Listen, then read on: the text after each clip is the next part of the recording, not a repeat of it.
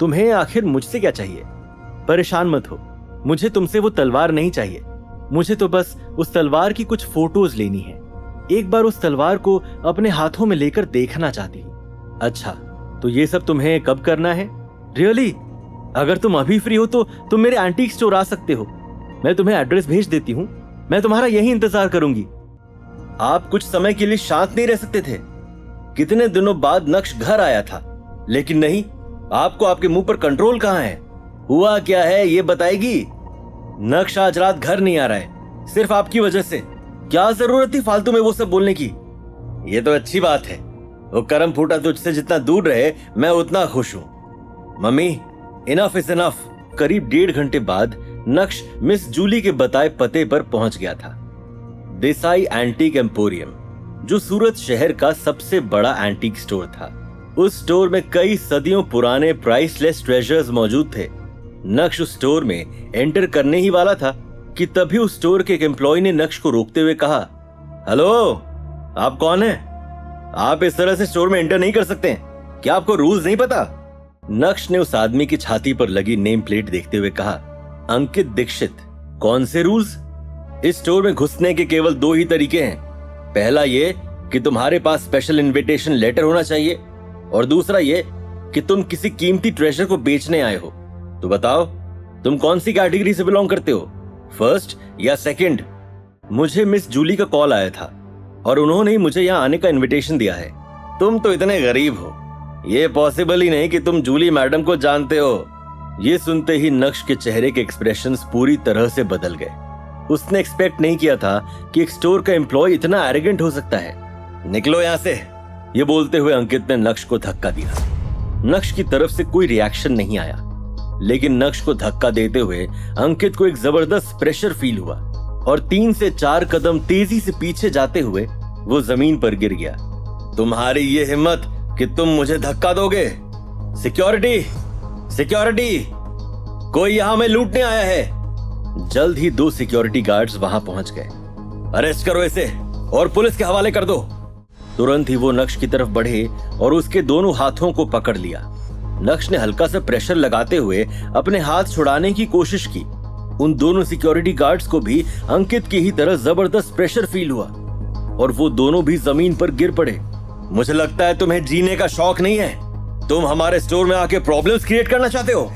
चुपचाप माफी मांगो और निकलो यहाँ से, वरना आज तुम्हारी मौत यहाँ तय है। तुम एक पागल कुत्ते की तरह बर्ताव क्यों कर रहे हो? जो भी सामने आएगा उसे क्या काटने लगोगे तुम? अरेस्ट करो इसे। उसी समय अचानक से एक आवाज आई। ये सब क्या हो रहा है? जब अंकित पीछे मुड़ा तो उसने देखा कि एक आदमी स्टोर के अंदर आ गया है। मैनेजर जडेजा, अच्छा वो आप आ गए। सर, यह आदमी जबरदस्ती हमारे स्टोर में घुस आया। जब मैंने इसे रोकने की कोशिश की तो इसने मुझे मारा। जल्दी से इसे यहाँ से भगाओ। ठीक है जडेजा सर, तुम्हारी ये हिम्मत कि तुम हमारे स्टोर में आकर प्रॉब्लम्स क्रिएट करोगे। आज तो तुम्हें सबक सिखाना ही पड़ेगा, वरना तुम्हारी जुत्ती और मेरा सर। जैसे ही अंकित नक्श की ओर बढ़ा, वैसे ही नक्श ने एक जोरदार थप्पड़ से उसका स्वागत किया और एक ही थप्पड़ में उसका आधा चेहरा सूज गया। क्या तुम वाकई में जीना नहीं चाहते हो? नक्श इन लोगों के साथ अपना समय बर्बाद नहीं करना चाहता था। तुरंत ही नक्श ने अपना फोन निकाला और मिस जूली को कॉल किया। हेलो, अगर 2 मिनट के अंदर आप अपने स्टोर नहीं पहुंची तो मैं यहां से जा रहा हूं। नक्श ने मिस जूली को कुछ भी बोलने का मौका नहीं दिया और कॉल कट कर दिया। अब किसी को भी कॉल करने का कोई फायदा नहीं है। तुम चोर हो और अब अपनी कहानी पुलिस को ही सुनाना।